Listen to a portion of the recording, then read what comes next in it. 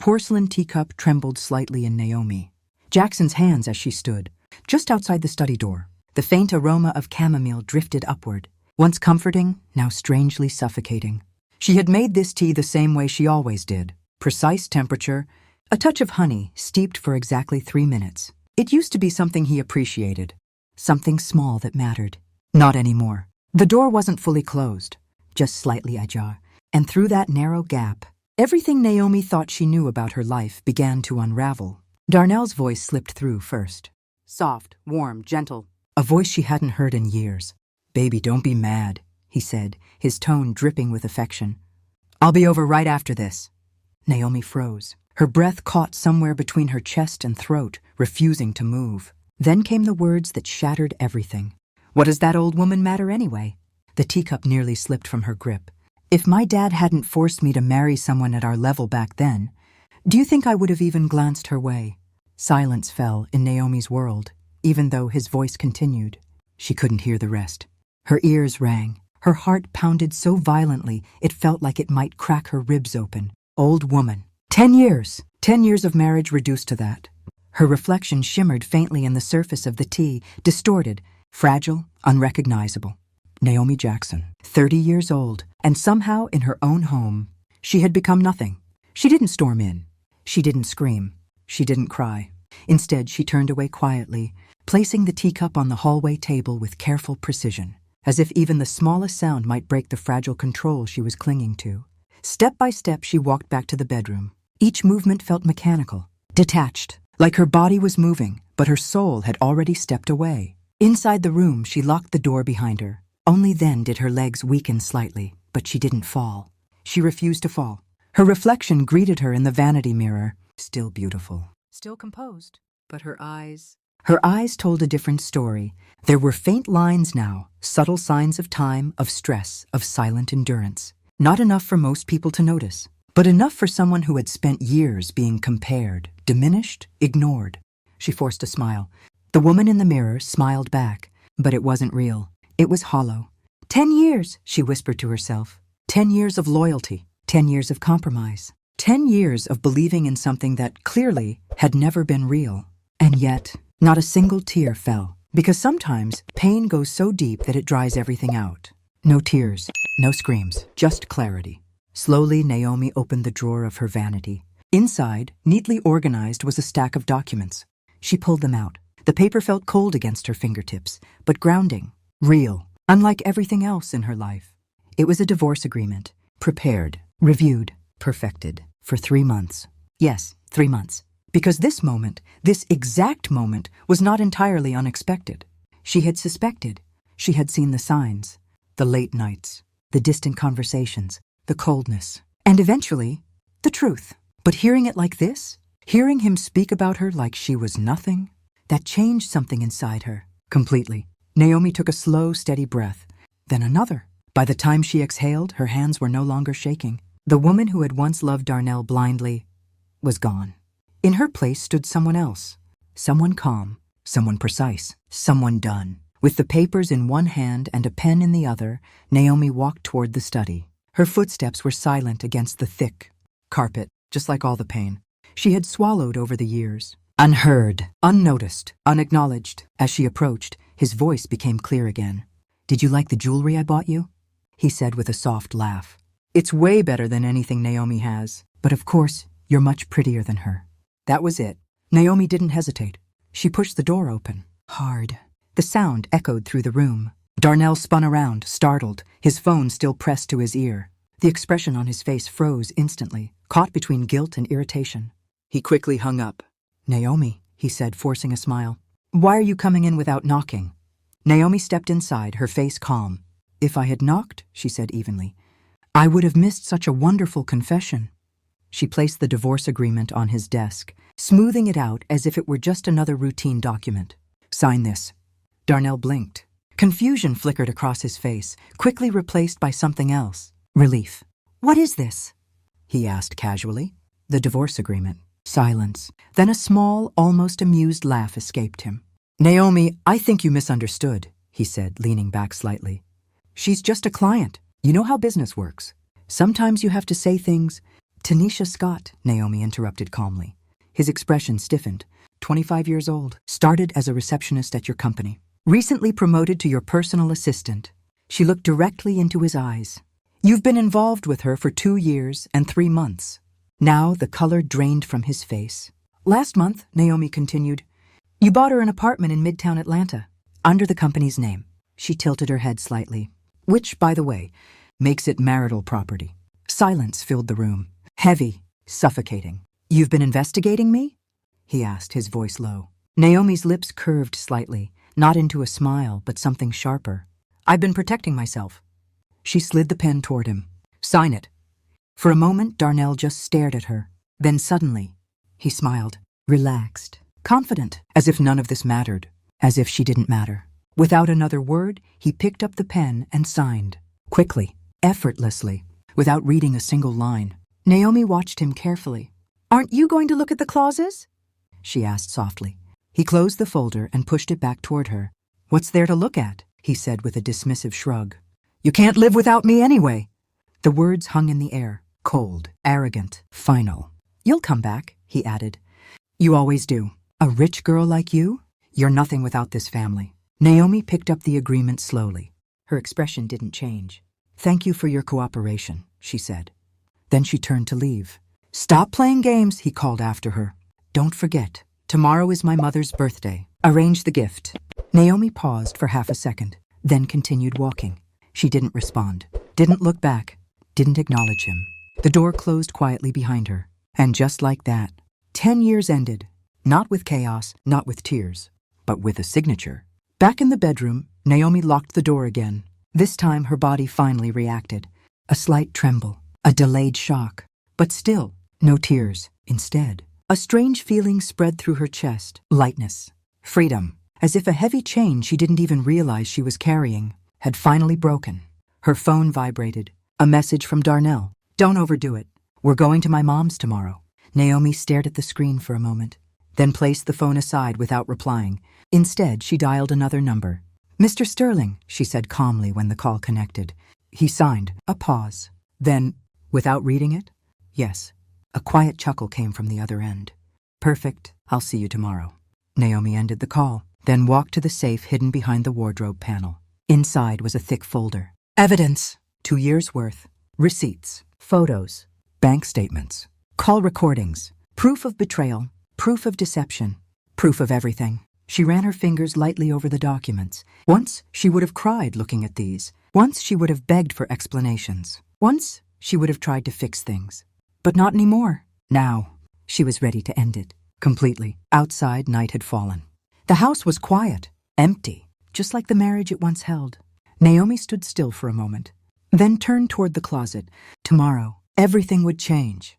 And this time, she would walk away with everything that was rightfully hers, not as a victim, but as someone who had finally remembered who she was.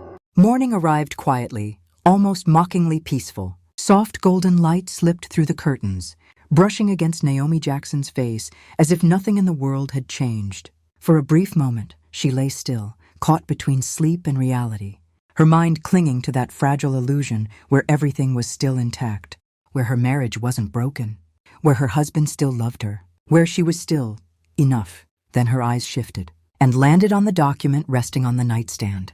The divorce agreement. Signed. Final. Real. Just like that, the illusion shattered. Naomi sat up abruptly, her breath uneven for a second before she forced it back under control. Her fingers reached out instinctively, brushing over Darnell's signature. The ink had dried completely, smooth, permanent, like the end of everything they once had. A bitter smile tugged at her lips. So this is how it ends, she murmured softly. Her phone screen lit up beside her. 7:15 a.m. 3 missed calls, 5 messages, all from Darnell. Naomi stared at the notifications for a moment before unlocking the screen. The last message read, I don't remember what I said last night. I was drunk? Stop being mad. It's Mom's birthday today. I'll pick you up at 10. She let out a quiet, humorless laugh. Drunk. Of course. That was always his shield. Say something unforgivable, then erase it with excuses. Pretend it never happened. Pretend she would forget. Pretend she would forgive, just like she always had. But not this time. Naomi tossed the phone onto the bed and stood up. Her reflection greeted her again in the mirror, There were faint shadows under her eyes now, but something else had changed. Her gaze. It was no longer soft, no longer uncertain. It was clear. Sharp, decided. She turned on the faucet and splashed cold water onto her face. The chill sent a shock through her system, grounding her completely in the present. As of today, she whispered to her reflection, I am no longer Naomi Owens. The name felt foreign now, heavy, restrictive. I am Naomi Jackson, and this time, she meant it. By the time the clock struck 8, Naomi was already dressed in a simple yet elegant outfit. Nothing extravagant, nothing that screamed wealth or status, just confidence. The doorbell rang sharply, cutting through the quiet house. Naomi walked to the door and checked the security camera. A familiar face appeared on the screen. Simone Davis. Even through the camera, her energy was unmistakable, sharp, alert, and always one step ahead. Naomi opened the door. Simone stepped inside immediately, holding 2 cups of coffee, her eyes scanning Naomi from head to toe. Well? She asked without preamble. Did the jerk sign? Naomi nodded, reaching into her bag and handing over the document. He signed without reading. Simone's lips slowly curved into a grin as she flipped through the pages. Oh, this is beautiful, she muttered, almost admiringly. Absolutely beautiful. She pointed to a clause near the end. Look at this. He renounces all rights to the mansion and everything in it, completely. This house is yours. Naomi, fully yours. Naomi took a sip of the coffee Simone handed her. The warmth spread through her body, cutting through the lingering coldness inside her. He always thought it was in his name, Naomi said calmly. Simone let out a laugh. This idiot really never checked anything, did he? Naomi didn't respond. Because the truth was, he never cared enough to. Simone's expression softened slightly as she lowered the papers. Are you sure about this? She asked quietly. Once we file this, there's no going back. Naomi walked toward the window, her gaze settling on the garden outside. The roses were in bloom. Darnell had planted them years ago. Back when he still pretended to love her. That path ended 2 years ago, she said firmly. The first time he cheated? Simone sighed but nodded. Then you'll need this.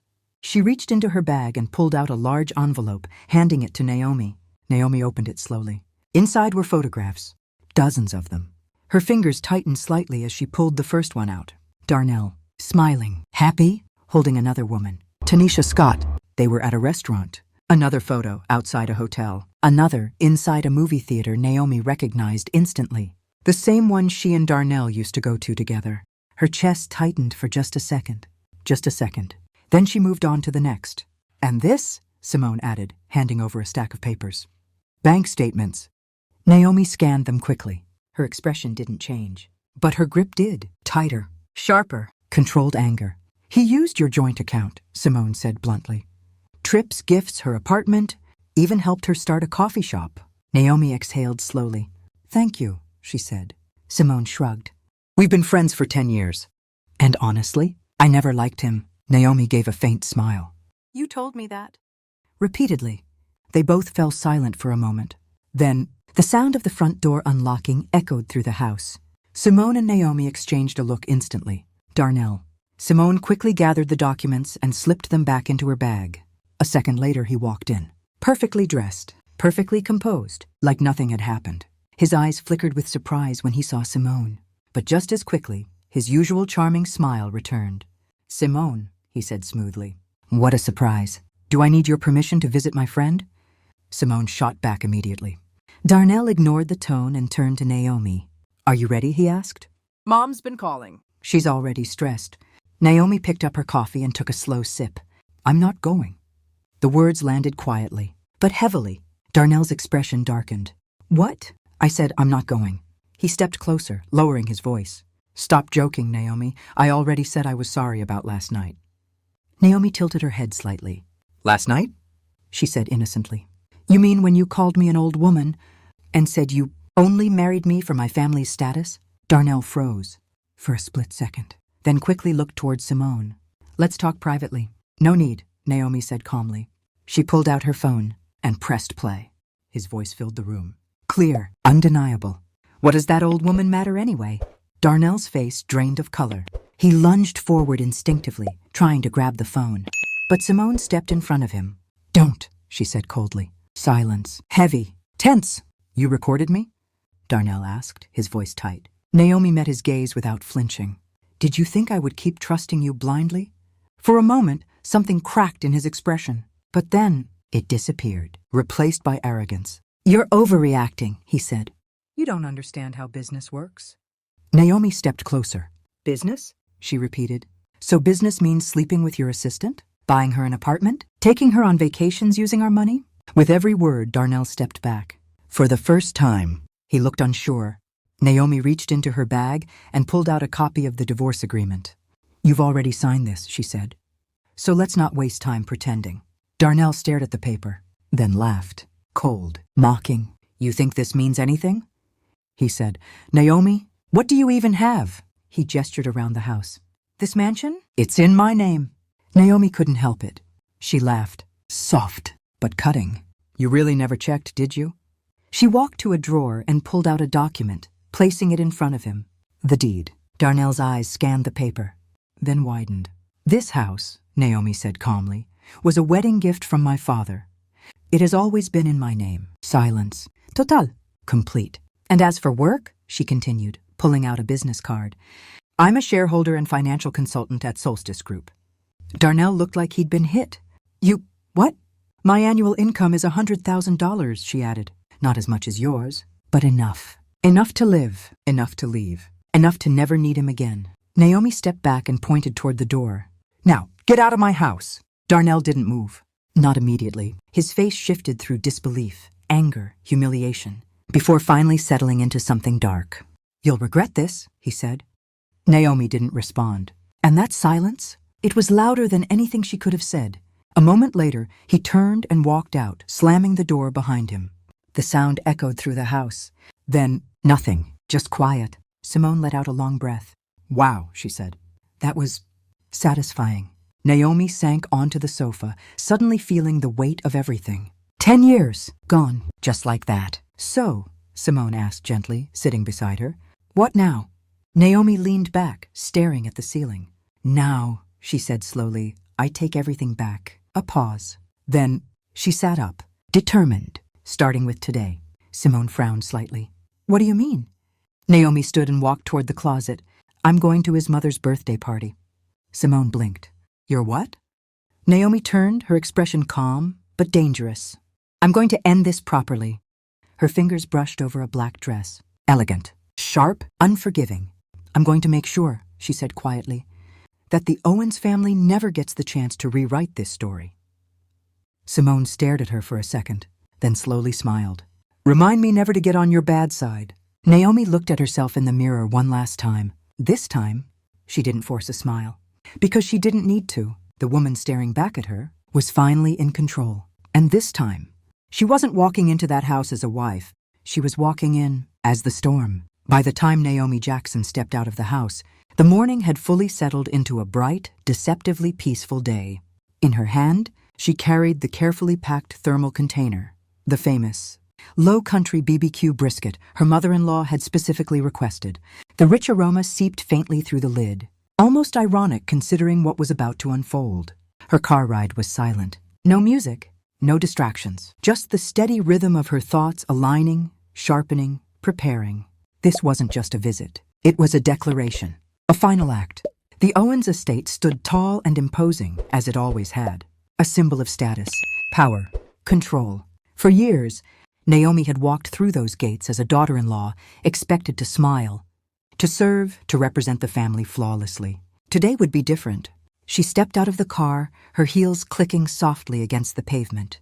The black dress she wore hugged her figure perfectly, elegant but unyielding. Her red lipstick stood in bold contrast, a silent statement of confidence and finality. She took one deep breath, then walked forward.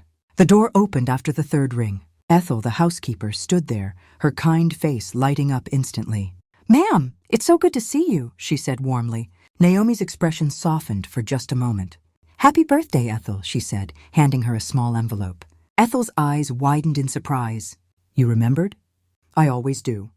Emotion flickered across Ethel's face, something genuine, something rare in this house. But before she could say more, a sharp voice cut through the moment. Is that Naomi? Tell her to come in. Everyone's already here. Charlotte Owens, Naomi's mother-in-law, cold, precise, always watching. Naomi gave Ethel a reassuring nod and stepped inside. The living room was exactly as she remembered. Grand, bright, filled with people who wore smiles like masks. Relatives, business associates, influential figures. At the center of it all sat George Owens, her father-in-law, engaged in a lively conversation with a man.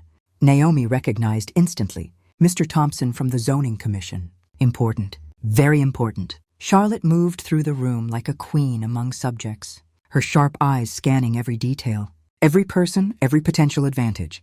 And then there was Darnell, seated near the head table, an empty chair beside him, reserved for her. When his eyes met Naomi's, something dark flickered across his face. He stood up immediately and walked toward her. "I didn't think you'd come," he said under his breath. Naomi smiled lightly, raising her voice just enough for nearby guests to hear. "Why wouldn't I?" she replied. "Your mother specifically asked for the brisket." The mention of it immediately caught Charlotte's attention. "Naomi!" she called out, her tone switching instantly to polite warmth as she approached. "You're finally here. And you brought it?" Naomi lifted the container slightly. "Of course, Mother Owens. I wouldn't forget something so important." Charlotte's smile tightened, pleased but still calculating. "Good. Put it on the table. Mr. Thompson loves this dish." Naomi nodded and walked toward the dining area, fully aware of the eyes following her. Judging, measuring, whispering, as always. But today, she didn't shrink under it. She welcomed it. Because in just a few minutes, every single one of them would be watching for a very different reason. The meal began with the usual formalities. Laughter. Polite conversations. Subtle power plays hidden behind elegant words. Naomi sat in her designated seat, calm and composed, barely touching her food. Darnell sat beside her, unusually quiet. Tense! He leaned slightly toward her. "Don't cause a scene," he muttered under his breath.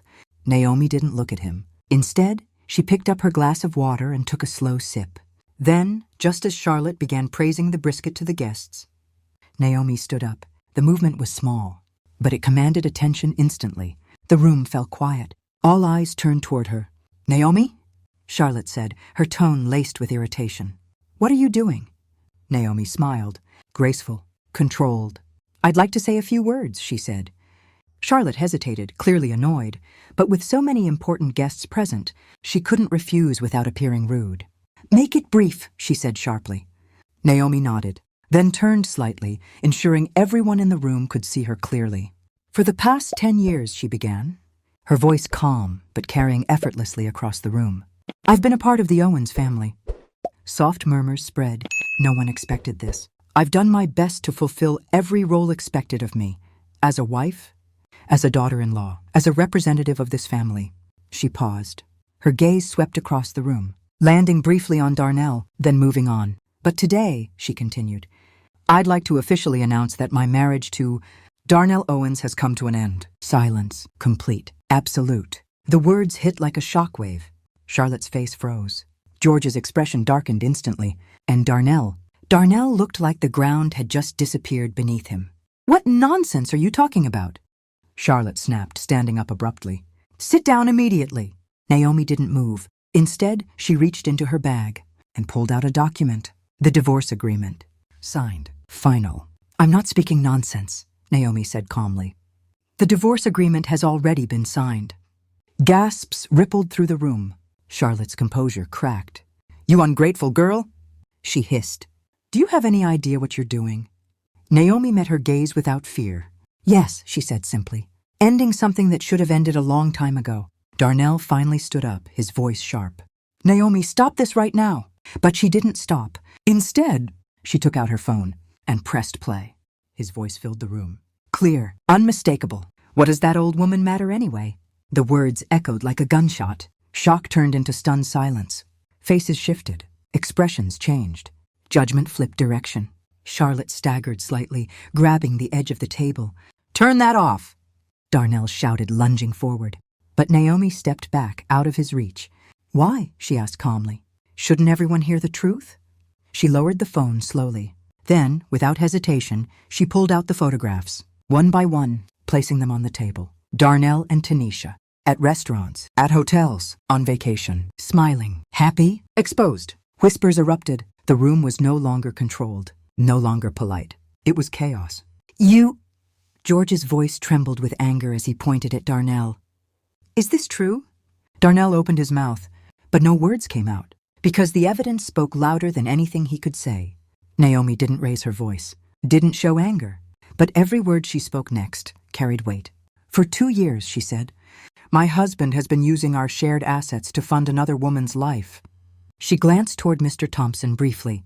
I thought it would be appropriate for everyone, especially business associates, to be aware of the kind of integrity the Owens family operates with. That was the final blow. This wasn't just personal anymore. This was reputation, business, power. Charlotte's face turned pale. You've lost your mind, she whispered. Naomi smiled faintly. No, she said. I've found it. She picked up the divorce agreement and held it up slightly. As of today, I am no longer a member of the Owens family. Her eyes moved across the room one last time. Calm, steady, unshaken. And I will be reclaiming everything that is rightfully mine. Darnell finally snapped out of his shock. You think you can just walk away like this? He said, his voice rising. You have nothing! Naomi turned toward him slowly. Then she laughed, soft, almost amused. The mansion, she said, is in my name. Silence, again. Always has been. Darnell's face drained completely. And everything inside it, she added, belongs to me. Charlotte stumbled back into her chair. That's impossible. Naomi tilted her head slightly. You should have checked. The room felt suffocating now, heavy with realization, with consequences, with truth. Naomi placed the final document on the table, then picked up her purse.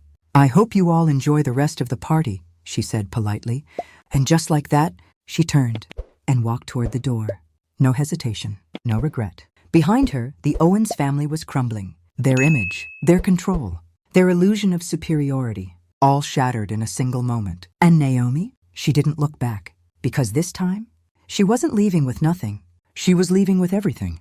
The moment Naomi stepped out of the Owens estate, the air felt different. Lighter? Cleaner. For the first time in years, she took a full breath, and it didn't hurt. Behind her, chaos still lingered like a storm she had already walked through. Raised voices, shattered pride, and the crumbling image of a perfect family were no longer her concern. That chapter of her life was over, completely. She didn't rush to her car. Instead, she paused at the gate, her fingers lightly brushing against the cold iron bars. For a brief second, memories tried to creep in. Family dinners, forced smiles, quiet disappointments. But she didn't let them settle. She had already given those memories enough of her life. Without another glance back, Naomi stepped forward. And this time, she wasn't walking away. She was moving forward. The next few days passed in a blur of precision and control. Legal meetings, financial reviews, strategic decisions. Naomi sat across from Mr. Sterling in his office, the divorce agreement now officially filed and stamped. It's done, he said, adjusting his glasses. Legally binding. There's no room for reversal unless both parties agree. And I doubt Mr. Owens is in any position to negotiate. Naomi nodded. She had expected resistance, anger, even retaliation. But what she got instead was silence. Not because Darnell had accepted defeat, but because he was drowning in it. News spread faster than she anticipated. Within 48 hours, whispers about the Owens family had turned into open discussions. Business circles buzzed with speculation. Investors questioned judgment. Partners reconsidered alliances. Because betrayal wasn't just personal anymore. It was public. And reputation? Reputation was everything. Simone sat across from Naomi in the mansion's living room, scrolling through her phone with an amused expression. Oh, this is good, she said, barely containing a grin. One of their major partners just pulled out of a joint project. Naomi didn't react immediately.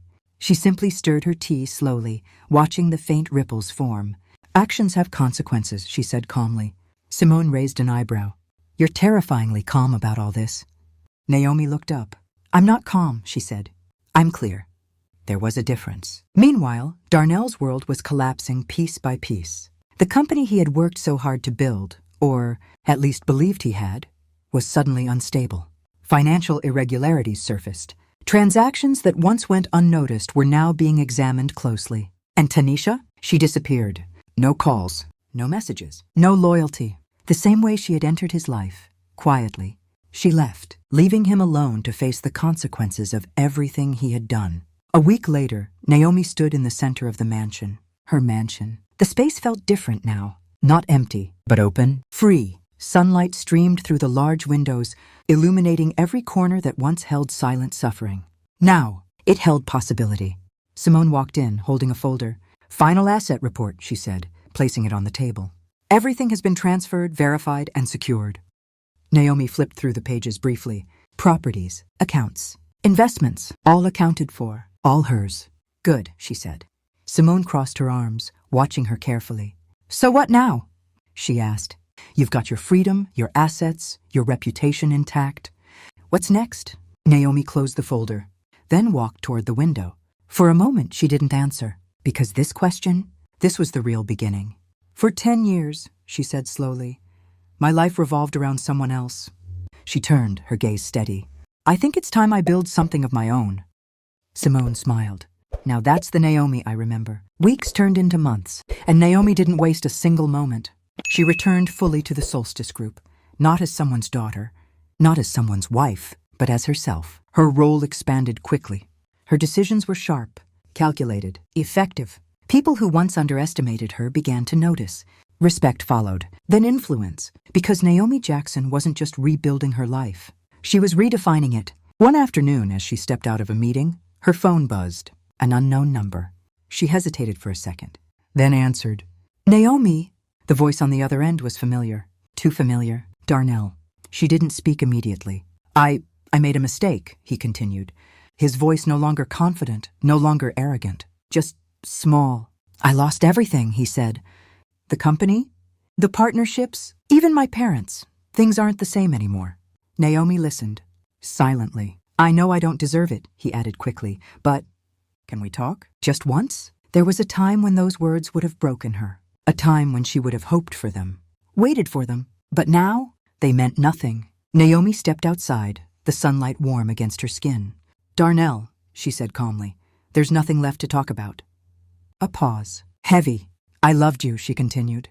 "More than I should have. More than you deserved." Her voice didn't shake, not even slightly.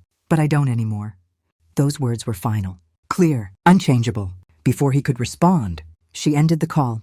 That evening, Naomi stood in front of the mirror once again. The same mirror, the same reflection, but a completely different woman. No hesitation, no doubt, no pain, just strength.